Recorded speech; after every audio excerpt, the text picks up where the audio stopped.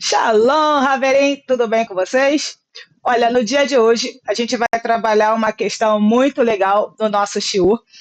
Vamos estar falando sobre, aspas, as dicotomias da vida. Vamos falar sobre o bem e o mal, sobre bênção e maldição. Vou dar um spoiler aqui já de cara sobre ver, enxergar, ouvir e escutar. Será que isso tudo, ou melhor, o que isso tudo tem a ver? Isso a gente vai descobrir na paraxá de hoje, que é a paraxá Re.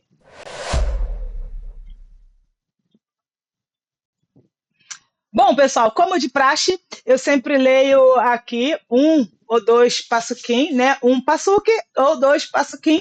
Só que hoje eu vou fazer diferente. Eu vou ler dois para a gente poder começar esse nosso bate-papo, começar essa nossa discussão, no bom sentido da palavra, do dia de hoje. Então, a paraxá dessa semana, né, que nós estamos estudando, é a paraxá Re, que ela significa veja. E a paraxá Re está lá em Devarim, Deuteronômio 11, a partir do passuque 26. Então, diz assim a paraxá: veja, hoje eu coloco diante de você bênção e maldição. Bênção, se você obedecer aos mandamentos, ou mitzvot, ou melhor ainda, né, as instruções do sagrado que eu hoje vos ordeno. Passuque 28, né? Então vou ler 3. E a maldição, se você não obedecer aos mandamentos do sagrado, mas se desviar do caminho que eu hoje lhe ordeno e seguir outros deuses que você não experimentou. Então vamos lá. A paraxá Re, só um minutinho.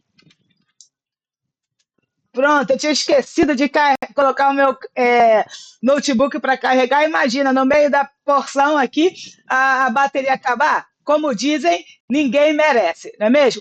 Então vamos lá.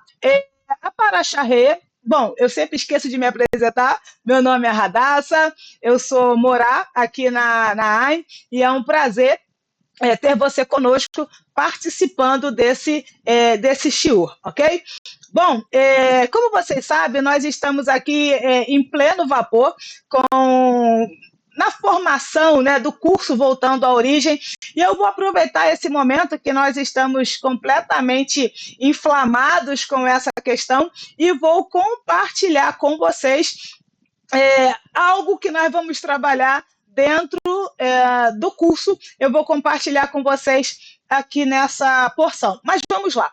A primeira coisa que a gente vê aqui, na verdade, eu fiquei instigada nessa paraxá com algumas coisas. Isso está muito dentro até mesmo da árvore da vida, mas eu não vou falar agora, e especificamente sobre a árvore do conhecimento do bem e do mal. Então, olha só que interessante. A gente começa vendo Moshe dizendo para o povo de Israel o seguinte: olha só, veja que o Eterno, né, ali está falando do Yud Re Vav Re, né, que Adonai, ele colocou diante de você hoje bênção e maldição. Então, vamos começar por esse ponto, tá? Como vocês já sabem, eu adoro destrinchar e minuciar algumas expressões, e principalmente quando ela se trata do tema da nossa paraxá. Então, ok, vamos lá. Então a gente vai trabalhar o que hoje? A gente vai trabalhar o bem e o mal, vamos trabalhar santo e profano, vamos trabalhar essas aspas, dicotomias ou até mesmo ambiguidades que a vida, né, e que o sistema nos oferece. Então, nós temos aqui um pesquisador, o nome dele é Masataka Watanabe, é difícil falar. Ele é um pesquisador alemão, tá ok? E ele diz o seguinte, que ver e enxergar são duas coisas distintas. Então, o que isso significa? Que uma vez que as duas envolvem funções diferentes do cérebro. Então, ver, tá? Ver consiste em focar a atenção e buscar uma visão mais aprofundada do objeto.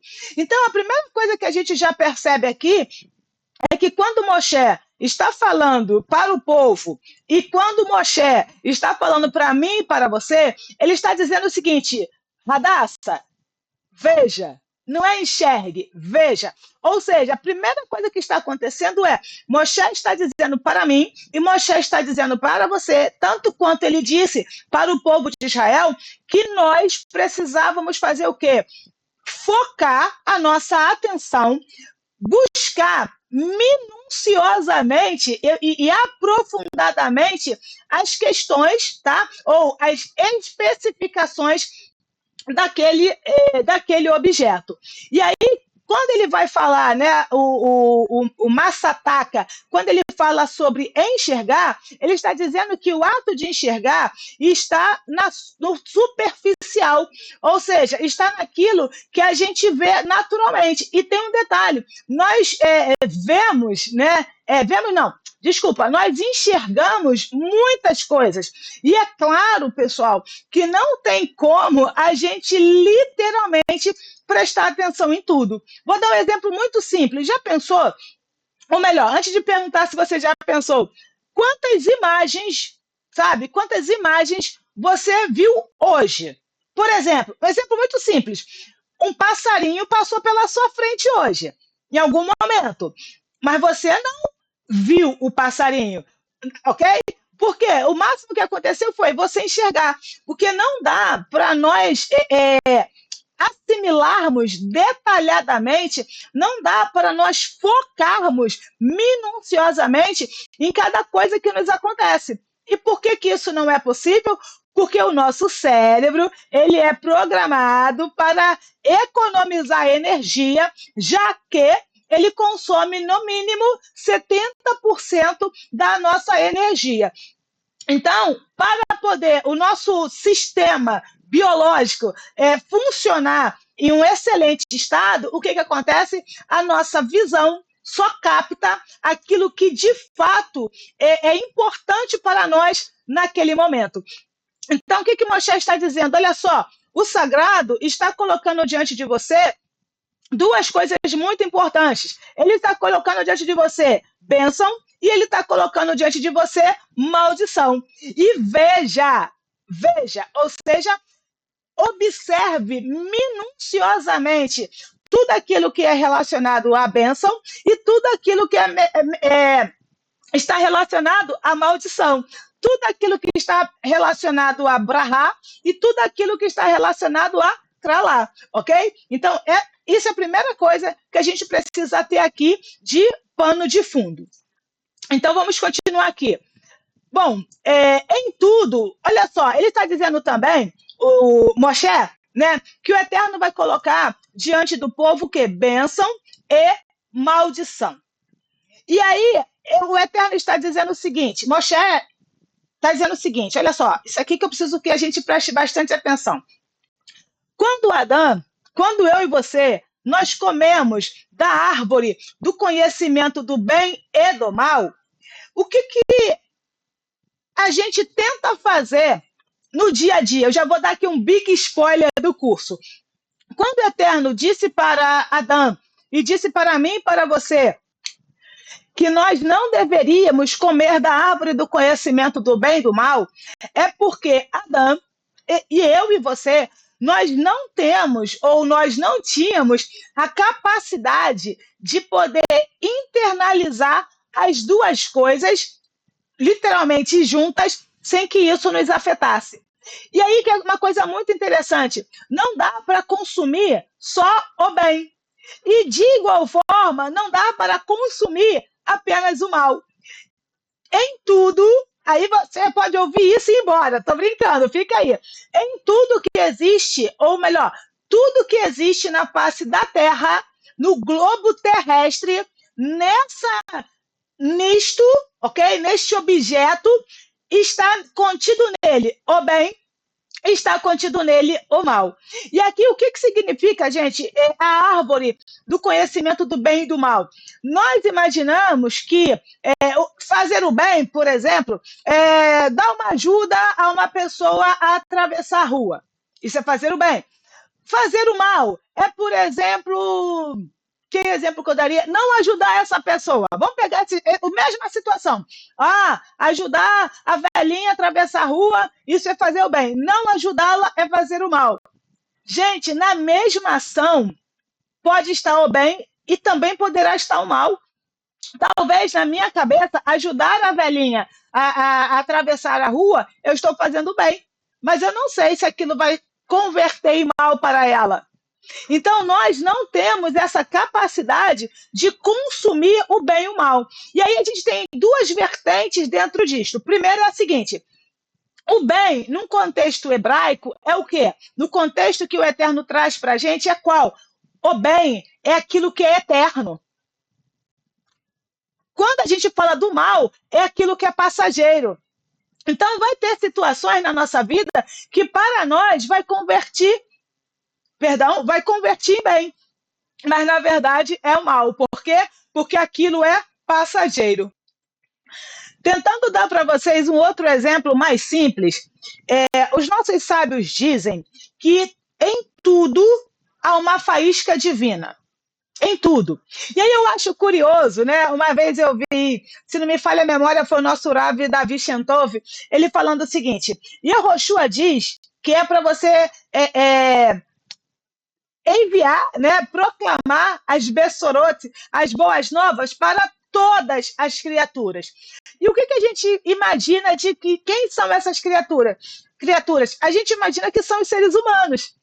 Mas aí eu pergunto, usando um linguajar bem popular, por que a gente, cachorro, os pets, vamos colocar assim, os pets, eles são criaturas? As plantas, elas são criaturas? Os peixes, eles são criaturas? Os bovinos, eles são criaturas? Então, pensando só nesses seres que possuem vida, será que eles são ou não são criatura? Só que a gente aprendeu que criatura está falando do ser humano, mas na verdade não. Todo ser existente na face da Terra, todo o reino animal, todo o reino mineral, todo o reino vegetal, todos os reinos existentes, eles são criaturas. E nós precisamos pregar para todas essas criaturas. E aí eu vou pegar pesado agora. Como que a gente prega para a pedra? Como que a gente prega para o cachorro? Mas o cachorro é criatura. Então, assim, eu vou voltar e vou retornar a esse ponto. Nós fazemos uma distinção entre bem e mal. Por quê? Porque fica menos difícil da gente conceber as coisas. Porém, em tudo existe a faísca divina. Em tudo que existe na face da Terra ou do planeta, nele existe a faísca divina. Então, quando eu estou diante da mesa que eu estou aqui agora, essa mesa tem uma faísca divina. E aí, como que eu consigo identificar a faísca divina na mesa dentro desse tópico que a gente está trazendo aqui? Aspas, é muito simples. O que é passageiro? Passageiro, pessoal, o que é o passageiro? Não é do transporte público, não. Ok? Não é esse daí, não. Mas, ok, vamos lá. O que é uma situação passageira, uma situação transitória? E, de igual forma, o que é o mal? Tá? Passageiro é o que é o mal. É o transitório. É o quê? É a carcaça. Literalmente, a pele. É aquilo que é, aspas, o palpável. É aquilo que é o natural. Então, quando eu me relaciono com alguém, não importa quem é esse alguém, eu vou falar de ser humano para ficar mais fácil. Quando eu me relaciono com alguém e só enxergo nele aquilo que está no exterior, isso é mal. Agora, quando eu me relaciono com a mesa e enxergo na mesa a beleza que ela tem, e não é a beleza porque ela é feita do material que é feito, mas é a beleza por trás desses significados que eu dou. Por exemplo, qual é a beleza de uma mesa? Vamos tentar fazer de frente para trás. A beleza de uma mesa está, por exemplo, em toda a cadeia produtiva para que essa mesa chegasse até nós. Por mais que a gente diga que hoje está tudo muito industrializado, industrial, existem pessoas que trabalharam e que deram literalmente o sangue delas para que você tivesse essa mesa. Teve a questão do transporte, teve o motorista para transportar, teve, por exemplo, a árvore que teve que ficar, não sei, existir por não sei quantos milhões milhões não, é muita coisa, por não sei quantos anos, décadas, existindo para quê? Para que você pudesse desfrutar. Ou seja, para que eu tenha uma mesa linda, que a minha mesa é muito bonita, para que eu tenha a mesa que eu tenho, o que acontece? Eu tive pessoas e eu tive a própria árvore dando a vida para que eu pudesse ter essa mesa. Então, quando eu enxergo esse outro lado, seja na mesa, seja no pet, seja nas pessoas, eu estou me relacionando com o quê? Com o bem. E eu estou me relacionando acima disso, ou além disso, eu estou me relacionando com o quê? Com a faísca divina que há em todas as coisas. Então, eu não estou dizendo que a mesa é sagrada. Não, essa mesa não é a mesa do propiciatório. Eu não estou dizendo que essa mesa é sagrada. Mas sim, eu estou dizendo que essa mesa é sagrada porque ou ela se torna sagrada quando eu começo a entender e valorizar tudo aquilo que fizeram para que hoje eu tivesse essa mesa. Então, quando Moshe diz assim, olha, o Eterno coloca diante de você a bênção e maldição, não é interessante? A bênção e a maldição. Curioso, né? Não existe é a bênção e maldição. Ou seja, os dois estão juntos. A diferença vai estar literalmente no significado que eu dou para cada questão. E claro, não só o significado que eu dou, mas se eu me relacionar apenas com o exterior, eu estou me relacionando com a maldição. Mas quando eu me relaciono com o interior de cada uma das coisas, eu estou me relacionando com a bênção, eu estou me relacionando com o bem, eu estou me relacionando com a faísca divina. E se a gente for ampliar esse conceito, quando a própria palavra vai dizer agora que é o bem? O bem é seguir as instruções do Eterno. E aí eu vou falar de uma outra forma. A gente sempre fala de Torá e Mitzvot, Torá e Mitzvot, Torá e Mitzvot. O que é a Torá?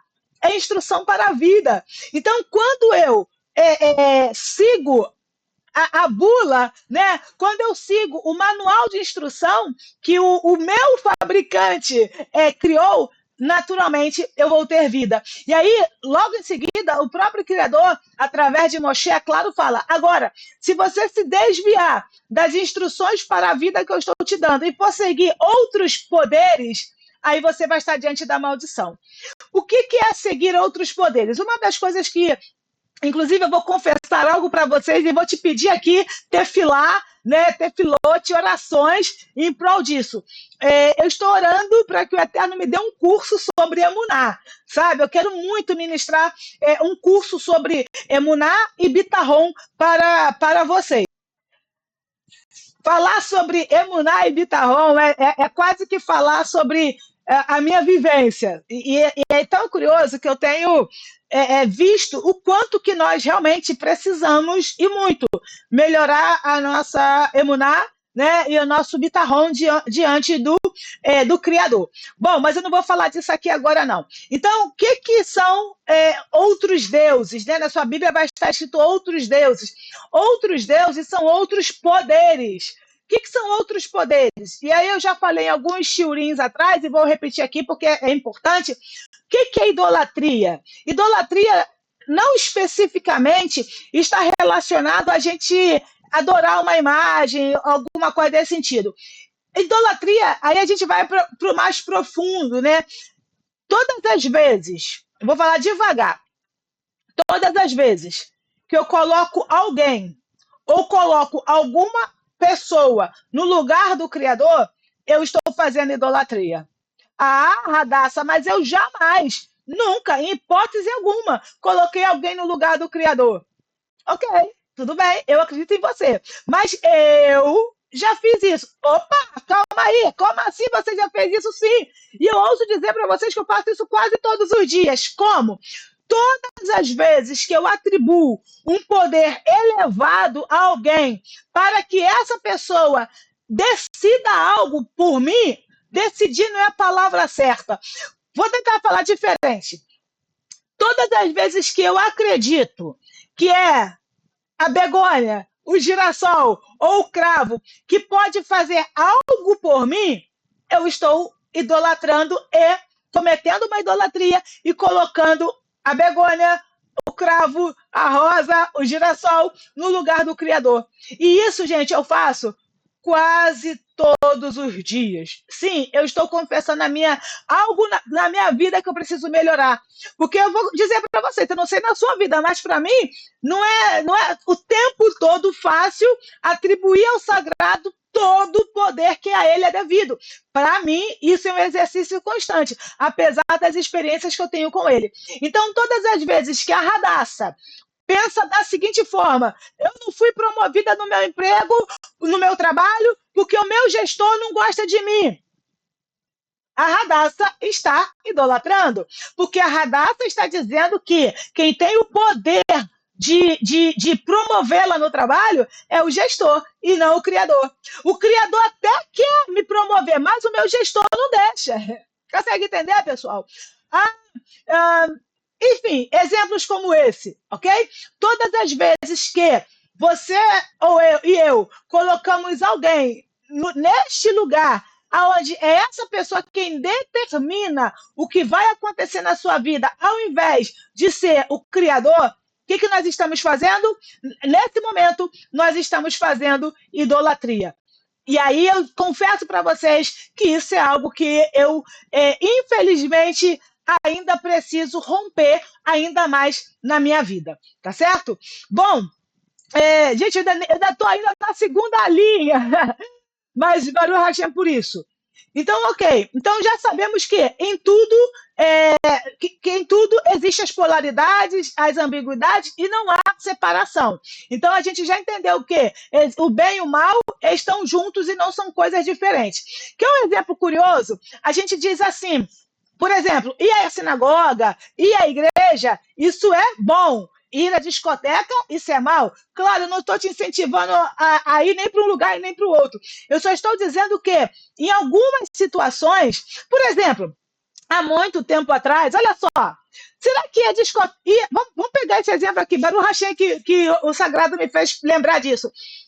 Será que ir à discoteca é ruim ou é mal?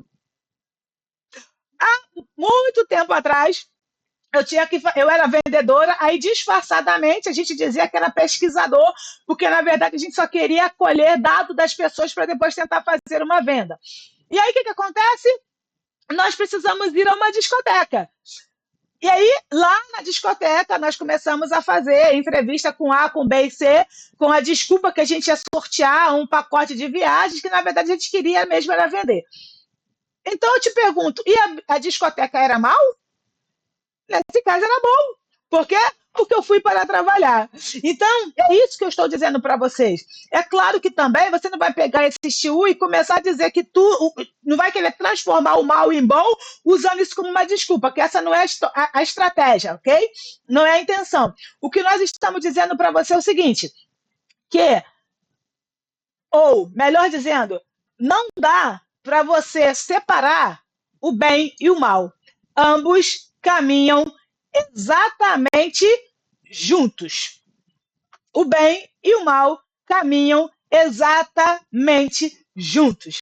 Cabe você, literalmente, transformar aquilo que é mal em bom. E como que eu e você fazemos isso? Um exemplo simples, ou uma outra expressão é elevando essa faísca divina. Por exemplo, tá? Como que a gente eleva a faísca divina? Às vezes, eu vou falar e eu espero que você compreenda o que eu quero dizer. Geralmente, o que nós aprendemos? Nós aprendemos que e se a gente olhar na prática, tá? Na prática, porque você vai discordar de mim, eu sei que vai, ok? Eu já sei que você vai discordar de mim, mas eu quero que você avalie na prática o que é feito, ok? Na prática, quando a gente, aspas, a gente vai fazer uma oração pela nossa comida, né, ou pelas nossas refeições, a gente tende a orar pela comida. Senhor, abençoa essa comida, abençoa. Aí tá, depois a gente vai falar, abençoa quem fez, quem não fez, aquela coisa toda. Na verdade, a gente não precisa orar pela comida, para o Senhor abençoar a comida. Isso é uma grande diferença quando a gente aprende a fazer uma oração, né, uma tefilá, nos moldes hebraicos, né? Que é de que forma? A gente bendiz ao sagrado por aquilo que ele está nos dando. Porque é tão curioso como que. Olha só, gente. Olha o que eu lembrei aqui. Yehoshua disse que o amigo dá a vida pelo seu irmão. E aí o nosso Rav Davi explicou uma coisa que é muito pertinente aqui. Dar vida não é morrer. Dar vida é deixar de viver em prol do outro. Dar vida é deixar de fazer aquilo que você quer em prol do outro. Dar vida é deixar de você usufruir dos benefícios em prol do outro. Isso sim é ser amigo. E aí a gente precisa entender de que amigo ele está falando. E, de novo, não é no conceito que a gente tem.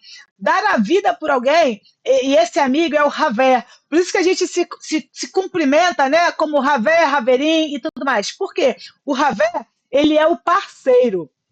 Então, Yehoshua, ele deu a vida dele por quem? Ele deu a vida dele pelos parceiros que ele tinha. Então, se você possui um parceiro, aí sim você precisa dar, não sei se essa expressão ficou legal, mas por esse sim você daria a sua vida. Então, quando a gente bendiz ao sagrado, é porque a faísca divina que é naquela comida, ela está se tornando nosso parceiro. Por quê?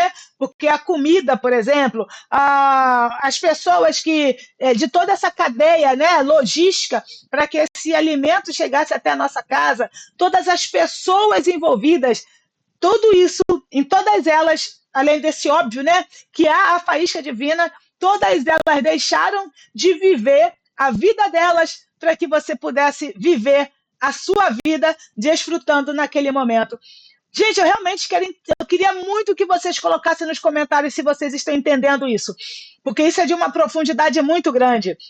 Eu agora poderia estar fazendo nada, como eu falo às vezes para os meus clientes da psicanálise, né? Olha, e se você quiser fazer nada, não pode? Eu poderia agora estar fazendo nada. E eu estou aqui agora gravando esse conteúdo para você. É claro que não dá para comparar, tá, gente? Não dá para comparar, porque estar aqui é de um gozo fantástico, tá? É maravilhoso.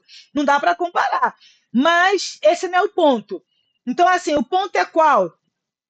Existe uma infinidade de pessoas que estão dando a vida delas para que você viva a sua vida. E aí, como sempre acontece em nossos shurins, eu preparo um script, mas vem a Ruach HaKodesh e prepara outro, e Baruch Hashem por isso. Eu queria te perguntar uma coisa. Você está fazendo valer a pena isso? De que isso você está falando, Radassa? Você está fazendo valer a pena de que pessoas deixaram de viver para que você pudesse, por exemplo, estar agora assistindo esse shiur? Você está fazendo valer a pena as pessoas que deixaram de viver a vida delas, deram a vida delas para que você pudesse fazer tudo o que você tem que fazer. Por exemplo, ir para o trabalho, almoçar, fazer as refeições, cuidar dos filhos. Ou seja, você está vivendo? Você está vivendo de maneira que glorifique? Eu não vou nem falar que glorifique o nome do sagrado, mas você está vivendo de forma que está valendo a pena todas essas negações que todas essas pessoas ao longo da sua vida, óbvio, são inimagináveis, elas fizeram para que você pudesse estar aqui hoje. Sabe, você está fazendo valer a pena? Fica aí uma pergunta para mim e para você, tá? Eu nunca tinha parado para pensar nisso. Se eu, Radassa, estou fazendo valer a pena o fato das pessoas terem deixado de viver a vida delas por mim. Porque a gente tende a pensar assim, que o Mashiach deu a vida dele por nós. Sim, ele deu. Mas outras pessoas também estão dando. E outra, muitas pessoas ainda darão. Então, com muito amor e carinho, eu digo para você, faça valer a pena. Ok? Faça valer a pena. Bom, Deixa eu ver aqui mais o que eu posso trazer para vocês. Bom, falando da árvore, né, do conhecimento, né? Bom, não existiam três árvores dentro desse conceito, ou seja, não existia a árvore da vida, não existia a árvore do conhecimento do bem e do mal, a árvore do conhecimento do bem e a árvore do conhecimento do bem e do mal. Só existiam duas árvores, a árvore da vida, que a gente vai até falar sobre isso no nosso curso, voltando à origem, que é a árvore, que são as Sefirot, tá? A árvore sefirótica também é falado dessa forma, e também a árvore do conhecimento do bem e do mal, onde a gente vai aprender a não fazer essas separações, essas distinções. Bom, no que diz respeito à árvore do conhecimento do bem e do mal, precisamos compreender que o que é bem e mal no conceito original, aqui empregado, eu falei isso para vocês já, refere-se ao que é eterno e ao que é passageiro, tá? E é curioso aqui, olha só, o sagrado, Hakadosh Baruch, ele é o único que consegue consumir o bem, que é o que é eterno, e o mal, aquilo que é passageiro, simultaneamente sem morrer. Por isto que, de novo, por isto que o Eterno disse para Adão não comer, porque o Eterno, óbvio, sabia que se Adão comesse, ele morreria. Bom, deixa eu passar aqui, que isso aqui eu já falei para vocês. Uma outra coisa interessante, gente, dentro dessa questão de bem e mal, é que a gente precisa compreender que tudo, tá? Tem vida e morte, bênção e maldição. O X está como você e eu vemos e vemos segundo o que escutamos. Então, a pergunta é: a quem e o que e a quem nós estamos escutando? Ou seja, em tudo há vida e morte, bênção e maldição, bom e mal. Agora, como que eu classifico essas coisas vai depender do quê? Que esse classificar significa, nesse caso, qual é o significado, né, que eu vou dar a cada uma dessas coisas, vai estar incluso em quê? Vai estar, ou será um fator preponderante o que eu escuto e também de quem eu escuto. Porque aquilo que eu escuto vai interferir claramente, objetivamente, naquilo que eu estou enxergando. Lembre-se que enxergar é focar.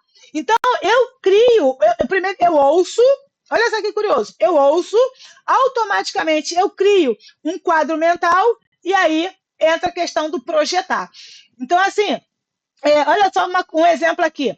Quando uma pessoa se casa, ela crê que aquele dia é o dia mais feliz da vida dela. E quando ela se divorcia, ela também acredita que aquele é o dia mais feliz da sua vida. E por que isso acontece? Porque a voz que ela escuta converteu este matrimônio em uma maldição. Porque se quando ela casou foi o dia mais feliz da vida e quando ela divorcia é o dia mais feliz da vida, gente, não dá para, não tem como, sabe? Não tem como. Então, assim, por que ela se divorciou? Depende, claro, gente, cada situação é uma situação, mas possivelmente ela se divorciou por quê? Porque ela ouviu algumas vozes. E aí a gente precisa entender o seguinte: a quem nós estamos ouvindo? Isso é de suma importância, porque dependendo de quem eu ouço, dependendo não, a pessoa que eu ouço, ela vai interferir a pessoa, a filosofia, as crenças que eu estou ali, isso vai interferir nitidamente, claramente, objetivamente, diretivamente, literalmente naquilo que eu estou enxergando. Tá certo? O mesmo acontece aqui, ó, pois em tudo há bênção e maldição. O bem e o mal, vida e morte. Não é uma coisa e depois outra. Bênção e maldição, vida e morte, bem e mal, são irmãos siameses. Tenha isso na sua mente. Eu vou pegar isso que está sendo mal na minha vida e vou agarrar o bem. Fique tranquilo, que não é uma questão de dedo podre, você vai, com certeza absoluta, enxergar o mal naquilo. Em tudo há o bem e há o mal. Deixa eu contar uma experiência para vocês. Quando eu estava no Rio de Janeiro, antes de vir para cá, para João Pessoa, e eu estava orando, eu falei, Senhor, o Senhor é Irmiarro 12, se não me falha a memória, 12, 28, ele fala assim, persuadiste-me e persuadido fiquei, foste mais forte do que eu e prevaleceste.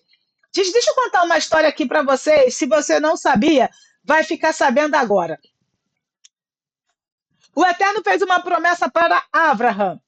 Sai da sua terra, da sua parentela, deu uma ordem, né, primeiro, sai da sua terra, da sua parentela e da casa do seu pai e vai para uma terra que eu te mostrarei. Essa foi a ordem. Óbvio que não. Óbvio que sim. Abraham ali ainda não conhecia o Criador. Então, olha só, como assim que eu vou sair daqui sem nenhuma garantia? Eu estou com a vida estabilizada aqui. Aí o Eterno faz o quê? Olha só, eu vou te dar eu vou abençoar os que te abençoarem, de ti farei uma grande nação. Ou seja, o Eterno coloca melzinho na chupeta de Abraham, dizendo, eu vou dar para você aquilo que você mais quer na vida, que é o quê? Um filho. Tá? Ele não cria uma multidão, mas o Eterno, né? O que o Eterno fez? Eu vou te dar uma multidão. Você quer um, Abraham? Eu vou te dar uma multidão. E aí, o que acontece? Abraham sai feliz, contente e sorridente. Na primeira parada que ele tem, o que acontece? Fome. Primeira parada. Opa, calma aí. Tu diz que vai fazer uma multidão, me fez milhares de promessas, agora vem dificuldade. Gente, tem uma coisa em mente. Eu tenho pensado muito em Shaul Rachalia, né? Paulo, o emissário. Eu gosto da força de expressão, porque eu estou falando isso com o nervoso, tá? Tô nervosa no que eu vou dizer. Quando a gente vê a história de Shaul Rachalia, dizendo que ele teve lá três quarentenas menos uma, naufrágio e tal, e começa a contar tudo aquilo de ruim que aconteceu com ele, sabe como é que eu enxergo essas situações? Claro que ninguém quer passar por isso, eu não estou louca, eu muito menos. Mas eu enxergo na vida de Shaul, ele passando por todas essas dificuldades, como eu vejo assim, tá? Como uma estratégia para que ele não se ensoberbecesse, porque na verdade é exatamente isso que ele fala. Então, quando o Eterno faz com que a gente passe por dificuldades na vida, eu acho que é por dois motivos. Óbvio que tem muito mais, mas são os dois que eu consigo trazer para a minha vida. Primeiro, para que eu não me ensoberbeça. E segundo, é porque eu preciso eliminar as clipotes que há na minha vida, as cascas que me impedem de ver muito mais do sagrado. Isso é uma das coisas que a gente vai trabalhar aí muito no curso Voltando à Origem, que é eliminar essas clipotes para que a gente possa receber mais luz ainda do Criador. Então, quando o Eterno te faz uma promessa, a primeira coisa que ele vai fazer é qual? Você passar por dificuldades. E tem outro motivo, para que tudo aquilo que está na sua vida que não provém dele, também seja tirado. Então, passamos por dificuldades. Vamos tentar fazer uma ordem crescente, tá? Para que aquilo que está na nossa vida, que não é bom, sabe? Tudo aquilo que tem de mal na nossa vida, ou seja, tudo aquilo que é passageiro na nossa vida, o Eterno vai tirar. Para quê?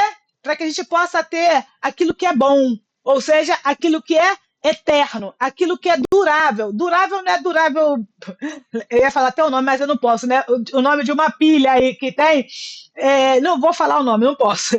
Enfim, não é esse durável, de 2 anos, 10 anos, não. É eterno. 2, isso acontece para ele tirar, e para que a gente possa não ser soberbo com aquilo que ele está nos dando, e 3, para que a gente possa receber mais luz dele, mais or. Quanto mais luz a gente recebe, mais a gente recebe o Criador. Por quê?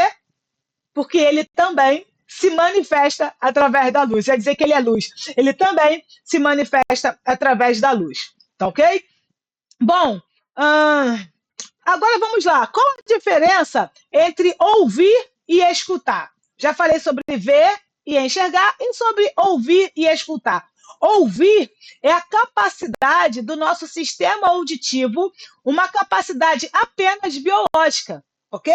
Então, a gente ouve. Agora, escutar é o quê? É uma ação que exige uma escolha. Captamos os sons pelos ouvidos e escolhemos o que fazer com ela. Ou seja, quando a gente, da mesma forma que vê não, da mesma forma que enxergar, o passarinho passou, eu vi, mas não vi, sabe? Uma cena na televisão, eu vi, não vi. Isso é enxergar. Agora, ver não. Ver é prestar atenção, é ter foco, é buscar, é ser um pesquisador, um arqueólogo, sabe? Ver é isso. É ser um arqueólogo, começar a cavar ali aos pouquinhos para poder ver. Opa, calma aí. Para que a gente consiga, de fato, enxergar minuciosamente as coisas. Ouvir de igual forma. Ouvir, a gente ouve muita coisa, a gente ouve o canto do pássaro, a gente ouve o galo cantando, a gente só ouve. E também a gente não pode absorver tudo. Agora, a gente precisa aprender o quê? Escutar. Por isso que o exemplo do casamento é nesse ponto. Escutar. Então, assim, a quem você está escutando? Avalie sua vida, sabe? As vozes que você está escutando estão te fazendo progredir? As vozes que você está escutando estão fazendo você, de fato, se chegar mais ao eterno? As vozes que você está escutando estão fazendo você ficar mais conectada com o sagrado? Ou você está ouvindo as vozes que só vão continuar inflando o seu ego? E o inflar o ego é mal, é passageiro. Mas se conectar com o sagrado é bom. Isso vai te dar a eternidade. Bom, para finalizar, gente, o que escutas e a quem estás dando atenção no sentido de absorver o que escuta? É isto que vai criar a sua realidade. Ou seja, quando eu escuto e eu dou atenção no sentido de absorver. E aí, gente, absorver não é, tá, eu entendi. Não, absorver é praticar. Isso vai te ajudar a criar a sua realidade. Essa voz sempre estará condicionada a se somos uma pessoa amorosa ou uma pessoa egoísta. Então, a quem eu ouço mais? Se eu ouço mais as pessoas que são egoístas, eu posso presumir que eu estou alimentando ainda mais o meu lado egoísta. Se no meu círculo de relacionamento estão as pessoas que vão me ajudar e tem uma voz, não é voz de timbre, tá? Mas é a voz no sentido de boas orientações, bons conselhos e sempre me levando para a luz do Criador. E aí, nesse caso, é uma voz boa, por quê? Porque eu vou estar tentando, de fato, me conectar com o sagrado. A única coisa que nos salva da maldição é buscar o bem. Veja, a busca do bem não é separar o mal. Então, deixa eu falar aqui. O que vai nos livrar da maldição?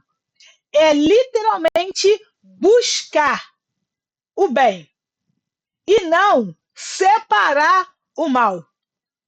O mal precisa estar ali. Eu não posso só pensar na cadeia logística para que a mesa estivesse aqui comigo e sem estar com a mesa. Aí eu vou viver no mundo das ideias. Não, a gente vive no mundo natural também. Então, eu não posso separar o bem e mal. Eles vão conviver juntos. Eu fiz um vídeo, tá lá no canal da AI Academy, no Instagram da AI Academy, e aí, deixa eu ver se tá aí, esse aqui é o da Ada, mas tem AI Academy. O que vai acontecer? Lá tem um vídeo falando sobre a dicotomia, como harmonizar água e fogo, terra e água. Então, é isso, como harmonizar o bem e o mal. É isso que você precisa. Eu acho que, se você tiver entendido que em tudo tem o bem e em tudo tem o mal, e se você não quiser excluir o mal da sua vida, eu acho que você já conseguiu 50% do caminho. Só vai precisar o que agora? Saber harmonizar, perdão, só vai precisar saber harmonizar uma coisa e outra. Eu queria que vocês anotassem essa frase que eu vou dizer, tá bom? A Torá não é um sistema de recomendações, de leis, para que você e eu possamos viver melhor. A Torá é um sistema de aviso prévio. Ela avisa de como é o mundo e não do que você deveria fazer. Isso daqui, pessoal, no decorrer da Paraxá, ele vai falar sobre o ano de Shemitah. O que é o ano de Shemitah? O ano de Shemitah é o ano sabático, tá? Então, todas as dívidas que se existia no ano de Shemitah, se liberava essas dívidas da mesma forma que no ano de Iovel, isso. Que é o quê? Do 50º ano. Então, isso sempre acontecia, que era perdoar as dívidas. Mas aí tem uma coisa interessante, tá? Olha só, basicamente, a cada 7 anos tinha que se liberar. Só que eu gostaria que você pensasse, porque eu fiquei fazendo essa reflexão na minha vida também. Eu gostaria que você pensasse o seguinte: quantas dívidas existem na sua vida que você não perdoou? Sabe, eu não estou falando de dívida financeira exclusivamente. Quantas coisas aconteceram na sua vida e que você não perdoou? A pessoa, claro. Quantas coisas aconteceram na sua vida e que você, de fato, não liberou a pessoa? Existe uma coisa que é perdoar, ok? Eu briguei com você, ok, você vai lá e me perdoa. Mas no ano de Shemitah, não está falando de perdão especificamente como a gente compreende no senso comum. O ano de Shemitah, e é isso que Moshe está falando também nessa paraxá, ela tem muito mais a ver com indulto. Isso tem a ver com indulto e não tem a ver especificamente com perdão. Qual é a diferença? A diferença é que, quando eu perdoo alguém, eu falo assim, tudo bem, Begônia, você está perdoada e vamos seguir em frente. Ok, o fato aconteceu, está ali, e você decidiu perdoar. Quando a gente fala de um indulto, espiritualmente falando, é diferente. O indulto significa o quê? Que você está considerando que a pessoa nem mesmo praticou o que ela praticou. Então, isso aqui é de uma profundidade muito grande. Quantos indultos você ainda está reservando na sua vida? Quantos indultos você ainda deveria ter entregue no 7º ano e você não entregou? O que eu quero dizer com isso? Eu quero dizer o seguinte, que quando você não dá o indulto para a pessoa, o que acontece? Você fica na esperança, porque dívida é assim, não é? Você fica na esperança da pessoa um dia te pagar. E se ela não te pagar, depois de 7 anos, o que acontece? Você fica, no mínimo, chateado. O que acontece quando a gente libera, né? A gente libera essa pessoa. Outra coisa antes disso daqui.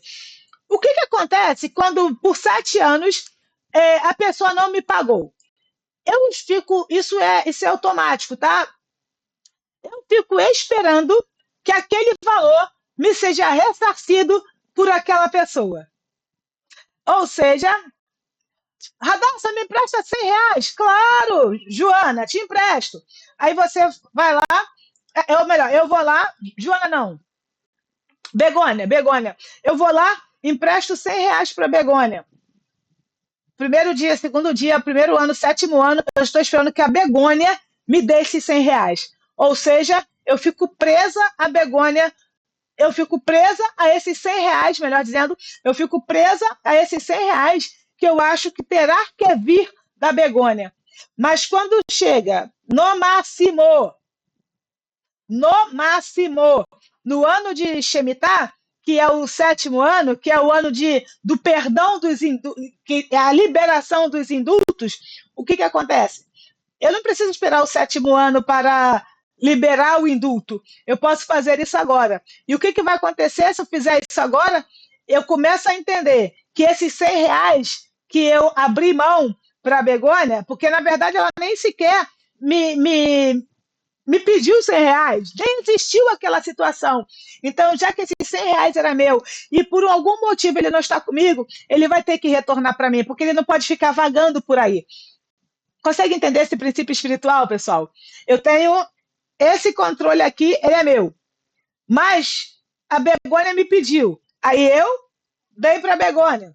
Mas eu considero que a Begônia nem sequer me pediu. Aí o que vai acontecer?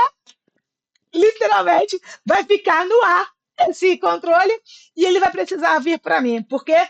Porque ele é meu.